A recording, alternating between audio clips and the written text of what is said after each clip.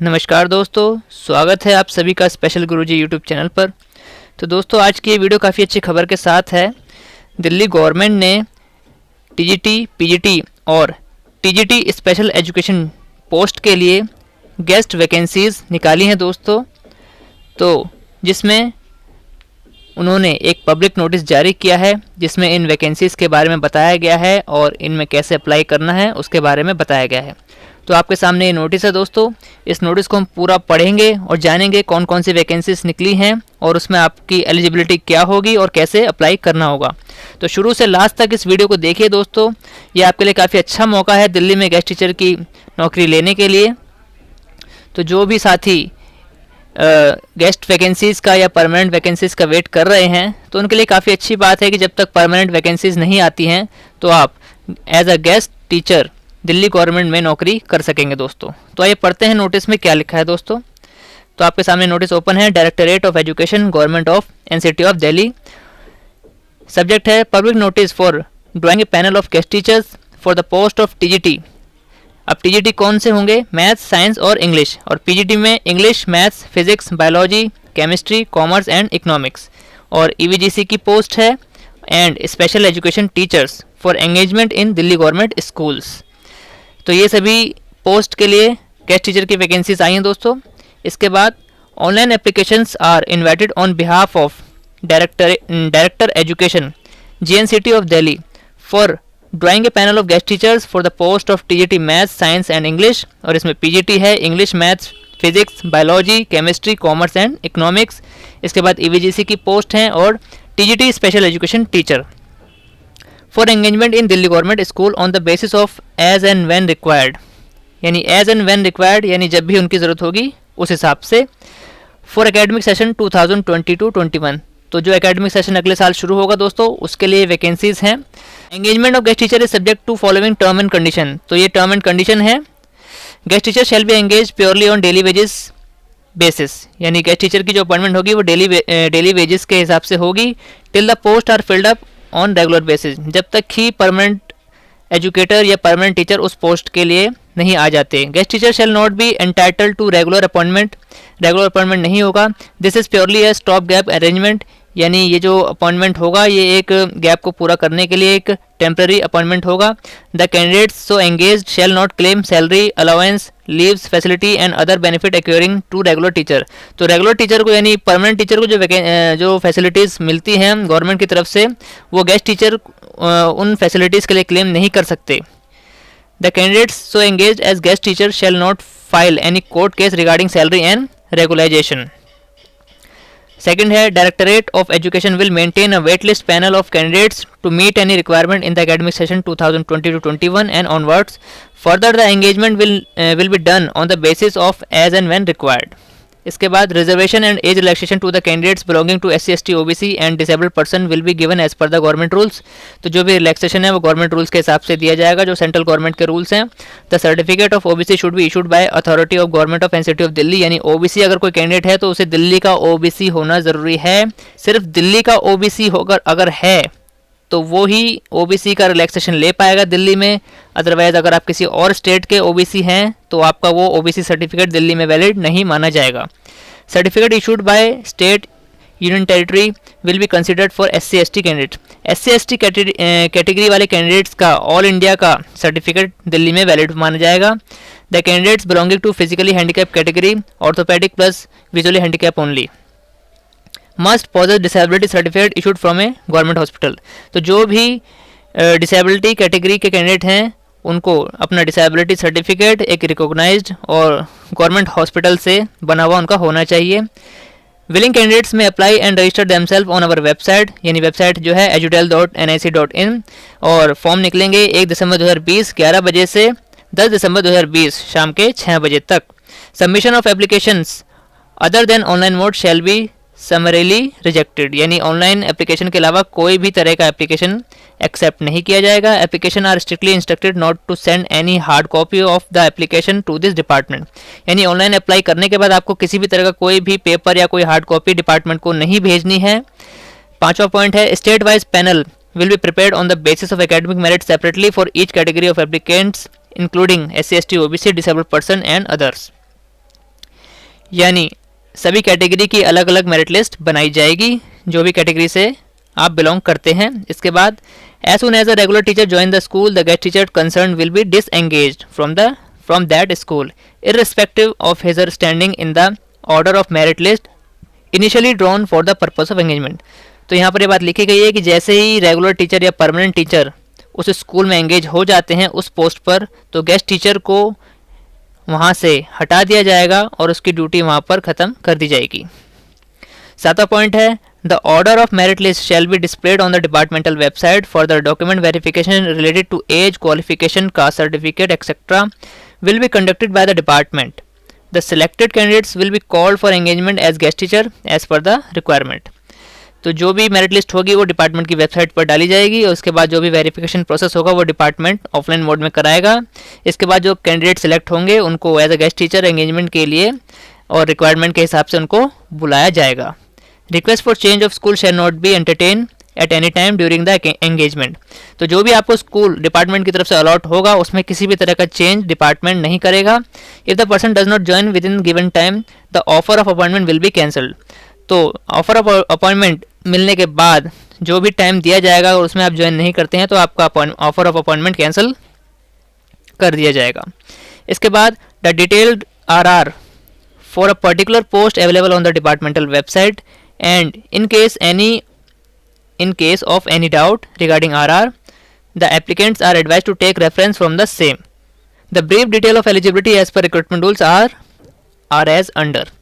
तो जो RR हैं दिल्ली गवर्नमेंट के सभी पोस्ट के लिए वो डिपार्टमेंट की वेबसाइट पर आपको मिल जाएंगे। आप डिटेल्ड रिक्रूटमेंट रूल्स वहाँ पर पढ़ सकते हैं और अपनी एलिजिबिलिटी की जांच कर सकते हैं। इसके अलावा यहाँ पर सभी पोस्ट के लिए एलिजिबिलिटी क्राइटेरिया ब्रीफ किया गया है, आप यहाँ पर देख सकते हैं। सबसे पहले बात करते हैं पीजीटी पोस्ट की। इसमें English, maths, biology, chemistry, physics, commerce और इकोनॉमिक्स की पोस्ट हैं। इसके लिए जो एलिजिबिलिटी क्राइटेरिया रखा गया है वो है post graduate degree in subject concern, यानी जिस भी सब्जेक्ट का आप पीजीटी बनेंगे उसी सब्जेक्ट में आपकी पोस्ट ग्रेजुएशन डिग्री चाहिए और रिकॉग्नाइज यूनिवर्सिटी से बीएड की डिग्री भी चाहिए।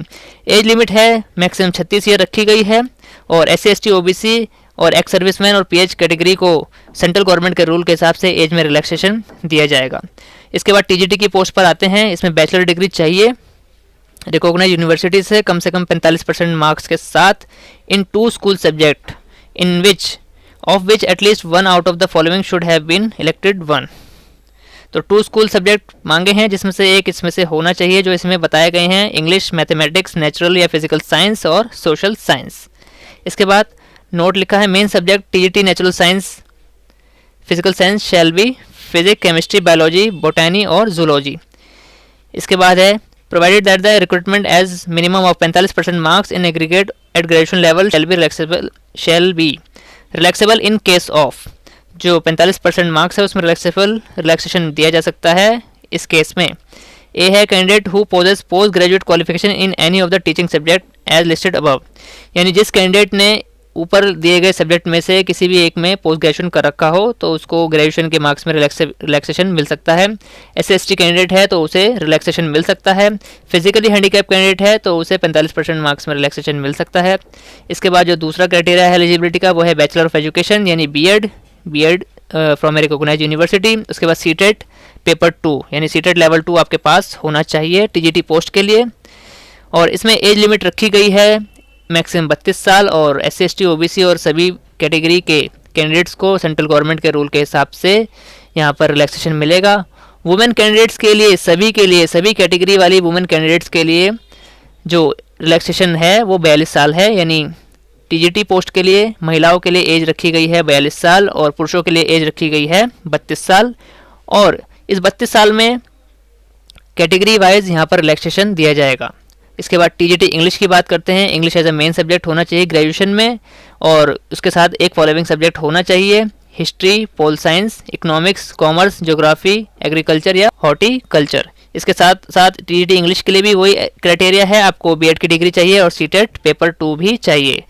इसी के साथ टीजीटी मैथमेटिक्स में भी आप सब्जेक्ट देख सकते हैं, इसके साथ बीएड की डिग्री चाहिए और सीटेट पेपर 2 चाहिए। TGT natural science.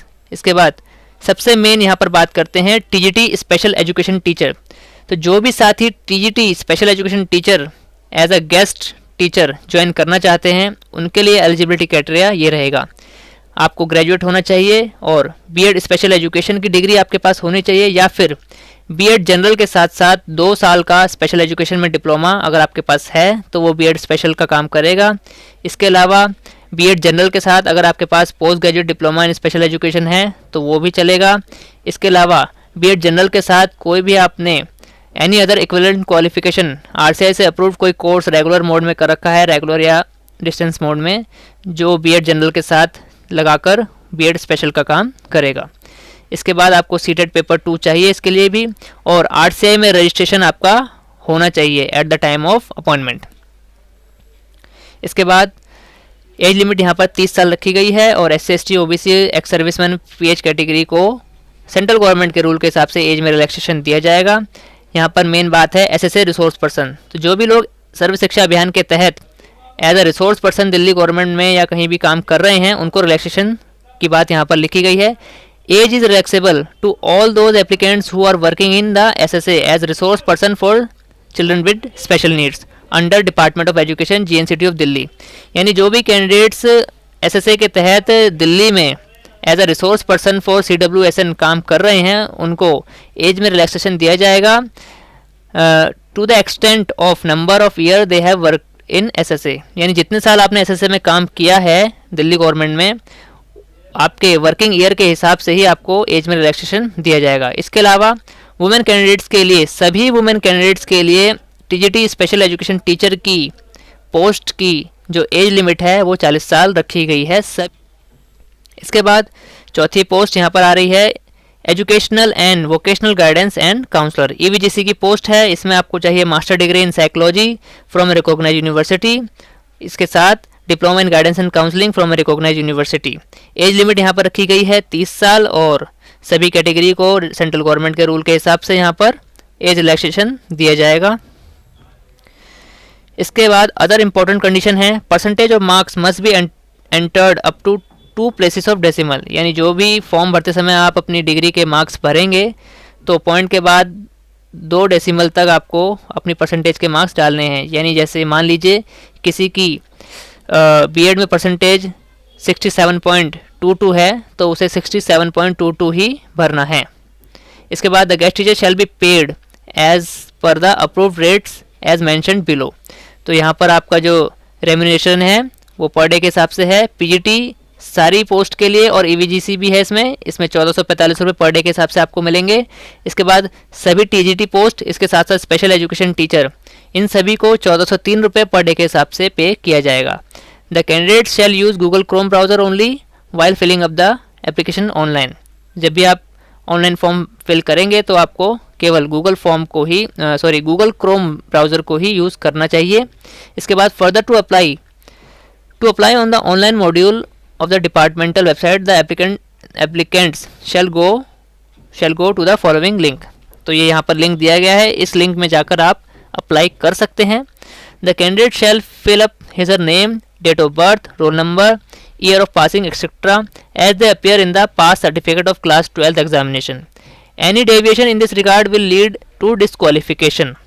तो सभी लोग अपना जो डिटेल भरेंगे वो बिल्कुल सही भरेंगे जो आपके एजुकेशन क्वालिफिकेशन सर्टिफिकेट में मेंशन है। Candidates in their own interest are advise to fill up all the item on the online application form carefully and before submitting the form online he she shall check the particulars on the preview screen.